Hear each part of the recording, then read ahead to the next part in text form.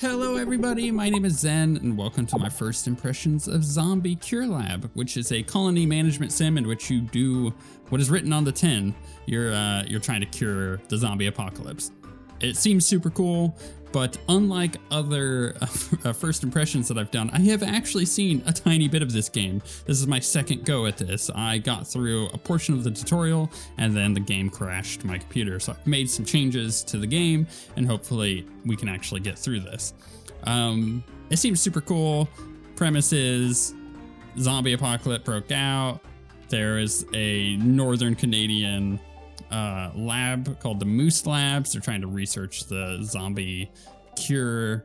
Then they send people out to go create spots to do that. We're going to go straight into the tutorial like I was at before, and here is an early access roadmap. I know I'm flying through all of this, but trust me, it'll be worth it for you to not have to wait through a lot of this stuff. Okay, so we'll go ahead and read this one. Welcome to Zombie Cure Labs. Our world has unfortunately been overrun by mindless undead zombies. Civilization has fallen. But a small team of plucky Canadian scientists are trying to cure a zombie virus. The goal of your expedition is to cure the zombies in this area. You have to build a functional lab and defend it from nightly zombie attacks. So this will sound kind of familiar if you're used to these kind of colony sims. This is a reoccurring theme where you get attacked like each night, and you have to basically defend yourself and then also do all your normal stuff during the day. With time, you'll be able to turn zombies into human-zombie hybrids, which we call humbies, and ultimately back to fully cured humans.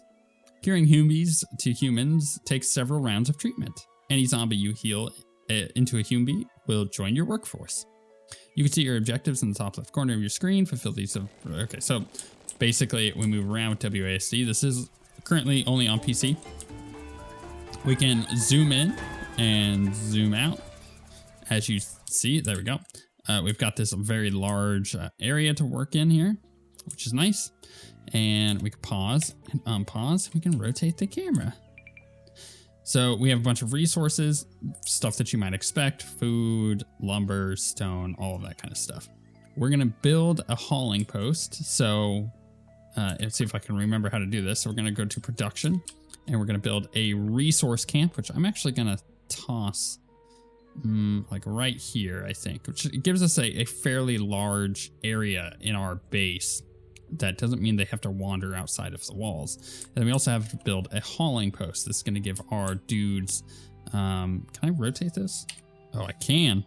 This is going to give our dudes the ability to move things back and forth to where they're going to need it.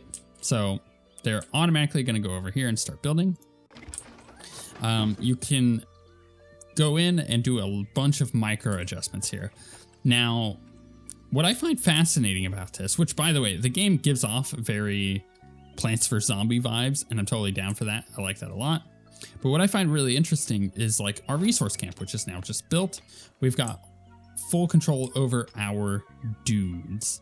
So we can tell the dudes at this resource camp, which are going to now start collecting trees and vegetables and just random crap. We could tell them to either only pick up or only harvest or neither. And there's also the ability to change their shift so they could do day shift or night shift. And then on top of that, you can change the priority of stuff. So like we're going to need a lot of wood. So high priority is going to be on, where is it? On the trees. So let's give high priority to trees. And then that will get them collecting that fairly quickly. Now, I'm not going to sit here and adjust the workers yet because I learned in the tutorial it does that as the next step, and then it kind of just gets all weird if you do it beforehand. But what I like about these things that you're able to do with the priorities of which resources are being collected and also being able to like micro adjust your workers is it reminds me in a weird way of Civilization. So in Civ 5 and Civ 6 in particular, you're able to like select one of your cities and get your population to focus on specific things that they're collecting. It may be food, or it may be like gold or production and stuff like that. And you could do this turn by turn, making sure you're min-maxing your income of specific stuff. It's totally unnecessary. but it does distinguish the extremely good players from the really good players. And I like that it is there. The depth is there, but the necessary, or the having it be necessary, is totally not there.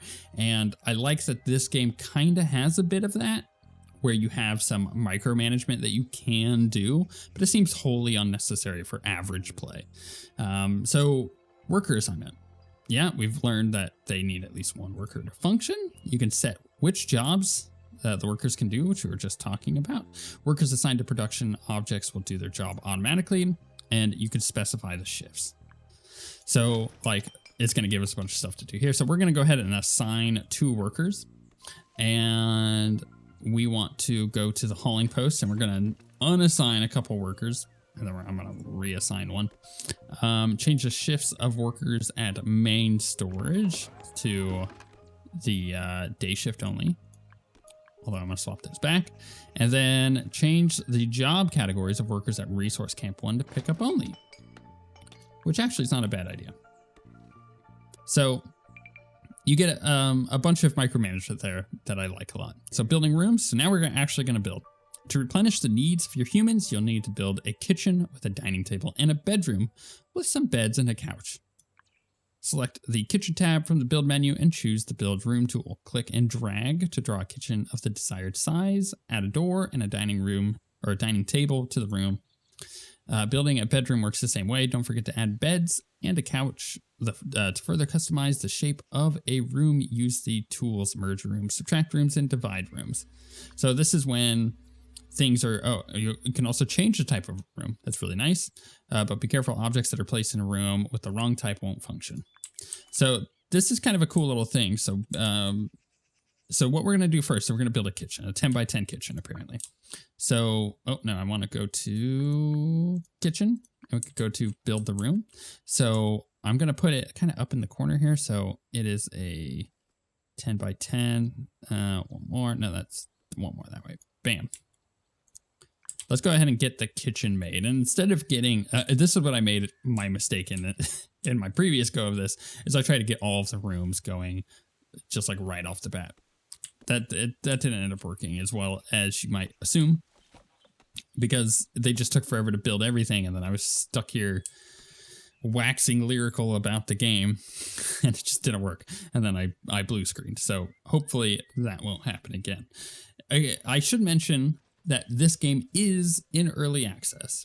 There are going to be bugs. There's going to be missing content. It's not a complete game, and you should judge it based on what it is currently, but not what it's, not what you imagine it will be. I think that's always the risk with early access games. Is some people try to look at the early access portion of it and go, "Ooh, this game might ... And they just assume that later down the road, it might fulfill this fantasy of theirs. But unless you give the feedback that that is what you want and the devs agree, then it may not happen. You also need to be careful of just assuming that this is what the game is going to be, because it's not, Games are a very living, breathing thing in development. They will change dramatically over the course of development.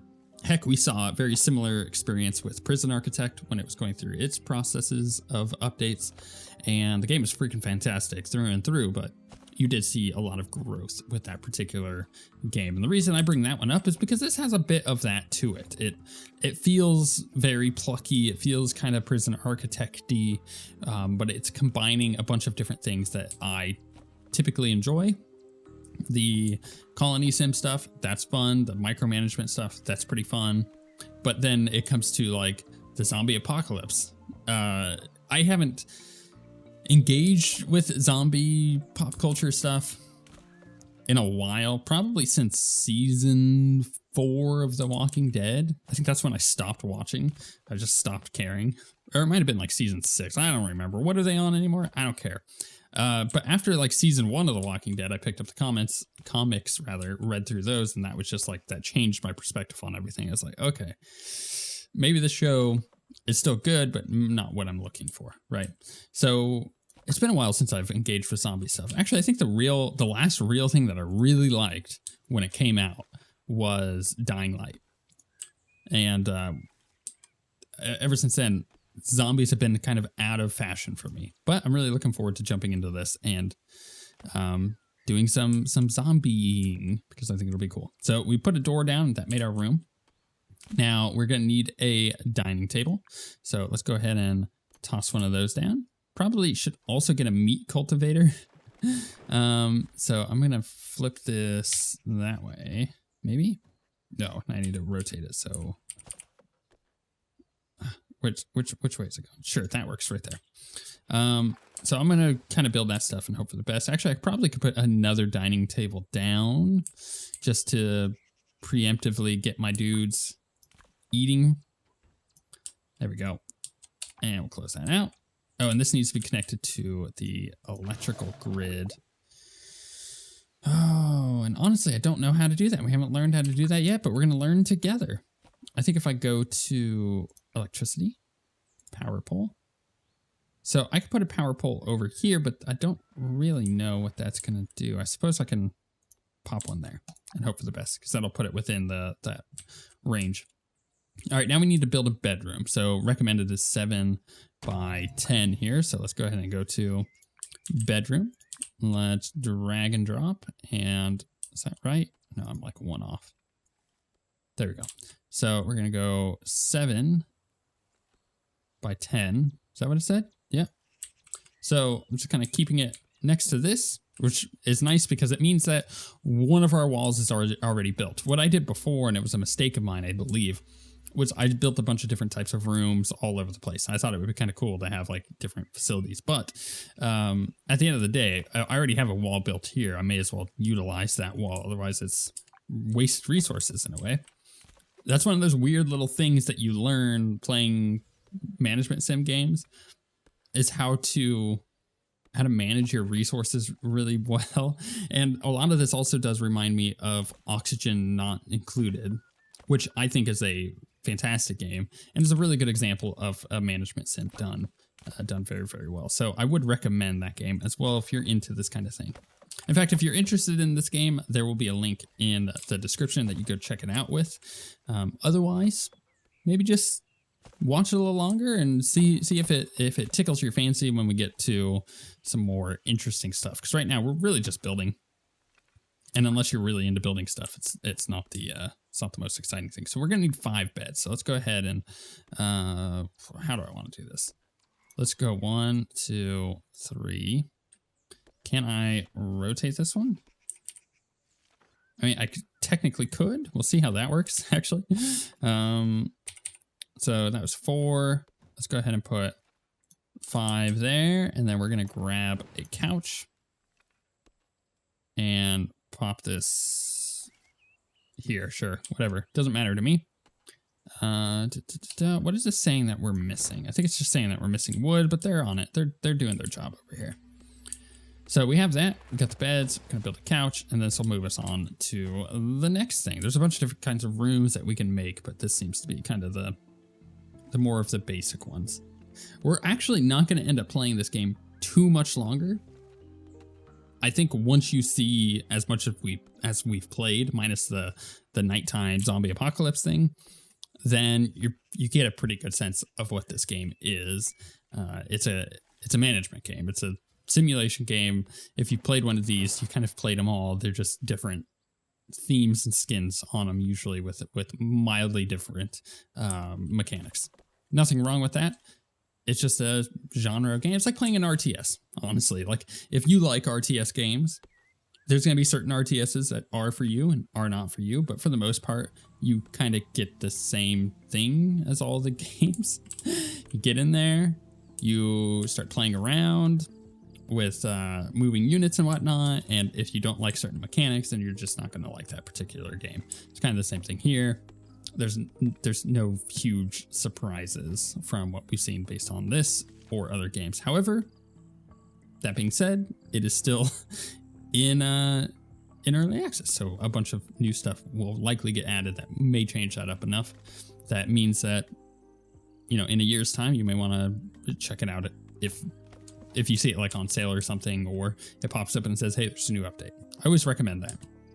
For me, early access games are fun like that, where you could jump in at the day one and try it out and maybe have a bit of fun with it. But it's always exciting to wait like 6, 7, 8 months, and then you get like a bunch of big updates. You jump in, it feels like a completely new game, and you get all this new content. With the one exception being Hades. I feel like Hades was the ultimate early access, where it felt like every month we were getting huge patches that just expanded the game greatly. And if you were playing every update, it just felt like this really, really epic adventure. Hands down, one of my favorite experiences, if not my favorite, early access experience. Period. We're just waiting for this couch to be built. We could probably speed up time, honestly. Looks like you could just do these with the number keys. Actually, that's nice. I like that having the ability to just speed that up is nice. So research. By going to the research board and spending research, you can unlock more and better objects. Research is generated by scientists working at research desks in the science room. Each new tier opens up more research possibilities. Many objects have one or more upgrades you can research. Build a research desk by selecting the science room tab in the build menu. Okay, so for this, it looks like it wants us to do a 10 by 10. So we're just going to do another building off over here. Science room. Boom. Okay. So we want to go 10 by 10. And of course, it's going to clear all that stuff out. But because there's no zombies this night, we'll just let them do that. And can I place a high priority on wood? Because we're going to need a bunch of that. In fact, it may also be worth it to put a gate to let our dudes get out of here so that they can actually... Yeah, let's make a gate. Because then they can actually harvest all this wood as well. Although I'm not going to prioritize the gate. I don't feel like that's necessary. They will... Oh, I just realized like this is all like the particle board wood. So I wonder if as you go, if this will up... Oh, and then the walls are different. Okay, so the walls go different based on what room it is. So like this says human food pyramid. That's pretty funny. Yeah, you've got the barracks one, and then you've got this lab. So I wonder if that'll change. You know what? Actually, I just got a weird vibe, which is Fallout 4. It gives me very Fallout 4 reminiscent memories, and it's not a bad thing, actually. I quite enjoyed my time with that game. So let's go to the science room. In this, we're going to do doors, of course. I'm going to go ahead and put a door here and a door there. Build some research desks. So we're going to do 3 research desks. We'll put one there, one there, and one there. Just going to make a cubicle. And then we have a treatment chamber. Do I really want one of those yet? Probably not. We'll speed up time so that this stuff gets going. In fact, I'm going to go ahead and jump cut this to when this is built, and then we can kind of see what's going to happen there. Also, it says research bellow breather. Actually, you know what? Before I forget, if I click on this, where did it say the research was? So, worker overview, priority tool, repair. It's not our build, right? No. I'm sure, I think I get to see it after this goes up. So we will wait until after it's built. Okay, I lied. The research is down here, and on the next night, we're going to get 19 zombies to attack us. So we go to the research board. We'll see here. I'm going to go ahead and just put this to normal timing. It's annoying that the text is overlaying here, but hey, early access. So it says research bellow breezer. Freezing, maybe? Calming station, guard, snowball shooter, snow cannon. Guard armory, snow cannon. I actually have no idea where I'm gonna find this. Is it there? Bench press? No. The bellow breezer. I would assume that's in freezing, but oh no, it's right here. Production. Okay. A slow and crude method of freezing water to create ice packs. Cool. So we need 50 research. We're also gonna need 180 wood to build that. And it requires an operator. Okay. Well, Let's go ahead and speed up time. Again, we're gonna need wood. So they're over here collecting some wood. Let's go ahead and high priority us some wood. And in fact, I'm gonna go ahead and allow these two nerds to go and collect as well, because we seem to be having a supply shortage, and the easiest way to fix that is just having them all go and get supplies. Though we should probably get a couple more haulers going on here and another builder. That would have helped a lot. But hey, you live and you learn. This'll speed it up, because now we have more people taking things back and forth, and then we have more people actually collecting some wood for us as well. And now we have a gate, so they can get in and out and allow us to get a bit more wood. But man, they move kind of slow. I wish they would move a little bit faster to get this stuff building, but I get it. There's a transformer box out there. What do we get from that? Electronics and metal. Interesting. It's weird, but it makes sense, like having these like barrels of chemicals. I say it makes sense, but why is there just a barrel of chemicals in the middle of that makes no sense. But like having like transformer boxes and just random civilization bits out in the field, that makes sense to a degree. Obviously, it's just in the middle of a forest, a bunch of transformer boxes. That doesn't make any sense. But if this was like civilization around us, if it wasn't just like forest, and instead it was kind of like a minor city or like a town around us, that would be pretty cool, because then it would feel like, yes, we can collect this. Actually, that would be great, because then you could do like streets up and down of like a small town, and if you want wood, you have to build slightly, or you have to go collect slightly outside of town. But if you want things like I don't know, metal and whatnot, you go to like the scrapyard that's in the town, or to the to like mechanic area where they've got like some kind of mechanic there. Like that would be great. That would be a cool way of designing one of these levels, so it's not just a big square with a bunch of crap in it. I like that, because that actually means that there's a lot of level potential there for playing through a campaign or something like that. And then you could change it up and have like resource scarce levels as well. Okay, so now we need to research the bellow breezer. How much research do we have? We have 53, so we have just enough. Bam, and it just gives it to me. Bam, that's nice. Okay, cool.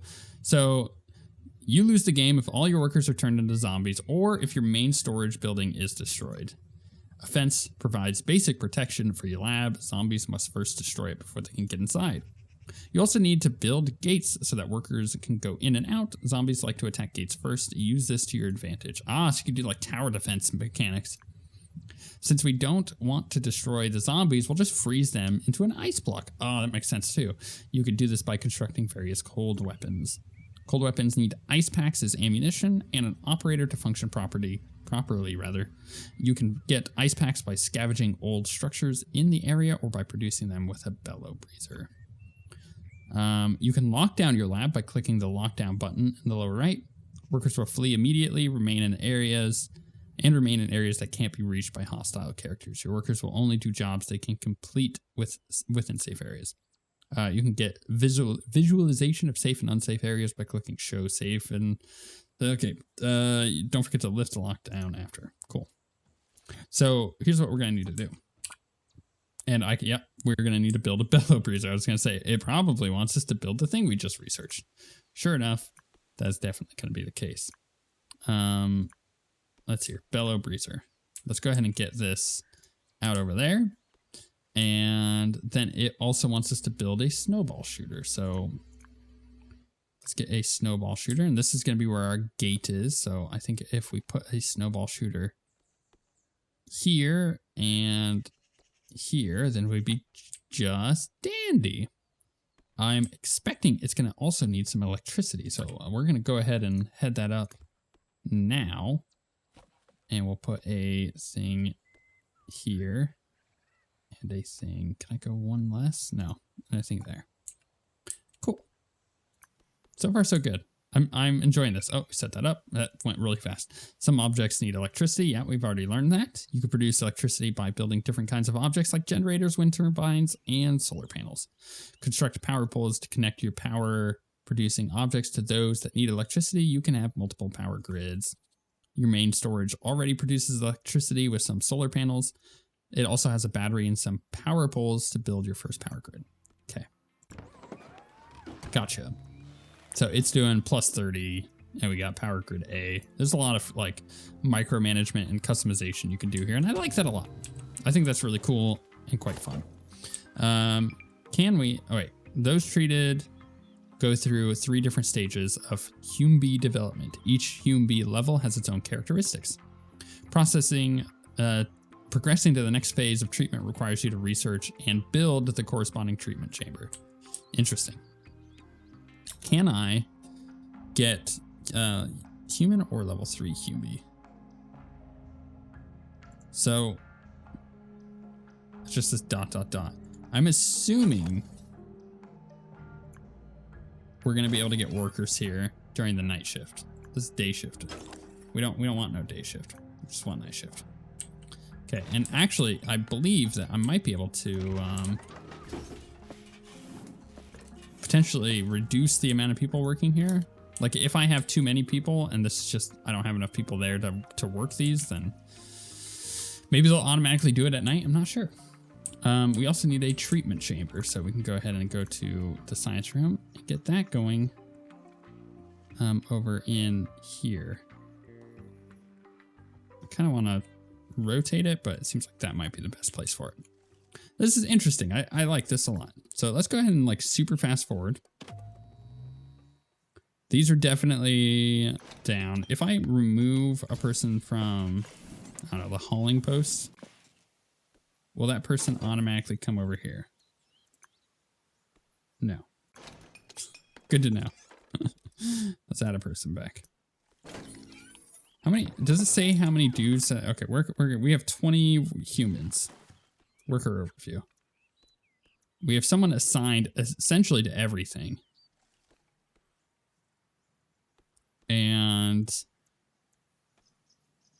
that's not the best. So I'm going to need to unassign somebody, I think. So let's go ahead and unassign that person there.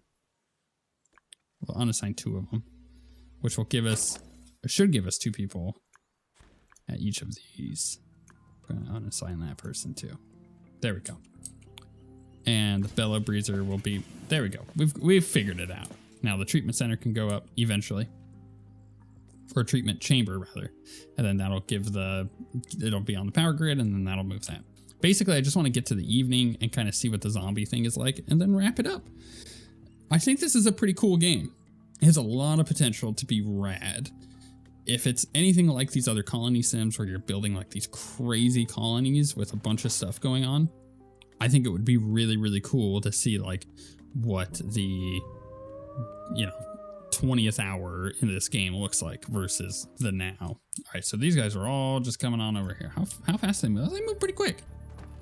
Oh, we need to lock down, boys. Run. Okay, so they're gonna come attack our fence. Oh man, we really need more snowball shooters. I mean, this thing just needs straight up ice. Can I get a nerd over here maybe? Because it's these people who are the important ones making the ice, right? Oh, this is bad. I need more ice dudes. Ice baby. All right, can we unassign you 2? And maybe that'll help. Wow, we are not. This is not working as well as I would hope. There we go. Now we can shoot twice. Potentially, if I come in here and micromanage a bit. That's a resource camp. And the hauling post. Let's get one of the haulers out. Maybe that'll help. Security breach ended. There are no threats anymore. I mean, you say that, but they don't seem to look outside, you know what I mean? We just don't have enough of this. I really should have had 2 people working on this. All right, if I were to research stuff, let's see. So like production. Oh, this requires quite a lot of stuff there. There's furnace, food needs, freezing. What do we have? Calming HumeBees, guard armory, snow cannon. I kind of feel like that one would have been nice to have, but we don't really have the option to do it. You know what? That's scary. They're just kind of working their way through this, but my duders are not making enough resources. And they're not getting enough of the ice packs to the gun quick enough. Can I like turn this into like highest priority? Like everybody do this. Maybe that would help. And turn these both into high priority. Potentially? Oh, that guy's done. He's gonna go eat. Well, you know what? This is really cool. I think this gives a fairly good look at the game, though. If you've enjoyed this video or if you have any thoughts, go down to the comments below and leave your thoughts and hit the like if you liked the video. If you want to see more stuff like this, you can always go to the subscribe button, subscribe to us. Man, I'm getting all thrown out of sorts here because I'm just looking at this horde of zombies. I don't feel too good about this. You can subscribe to us because I upload daily. I've uploaded daily for 11 years and I've never missed a day. So I've got a bunch of content for you to watch if you're interested in stuff like this. I got a bunch of first impressions as well. But thank you for watching. This is a harrowing experience with all these zombies at the gate, but I think the second time around, I would know to prioritize these cannons or get even some better freezing stuff going at the same time. With all that being said, again, thank you for watching and we shall see you all next time.